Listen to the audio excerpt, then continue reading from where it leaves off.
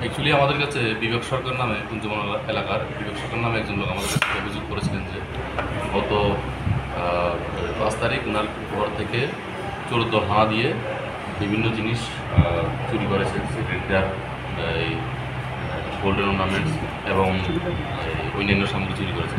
এবং ওনার CCTV footage অনুসারে আমরা দেখে কয়েকজন চোরকে শনাক্ত করা হয়। শনাক্ত করার পরে ওদের সঙ্গে আরও অন্যান্য কারা জড়িত আছে আমরা সার্চ করতে থাকি। এবং ইন দ্য মিন টাইম আরেকটা কমপ্লেন আসে আমাদের কাছে, এই যে আসাম রাইফেল এই মন্দির এবং কুমারডিলা কালী মন্দির থেকে বিভিন্ন জিনিস চুরি হয়েছে, মন্দিরের ঘণ্টা এবং অন্যান্য জিনিস। এবং এই খেজুরবাগান এলাকা থেকে ব্যাটারি চুরি হয়েছে।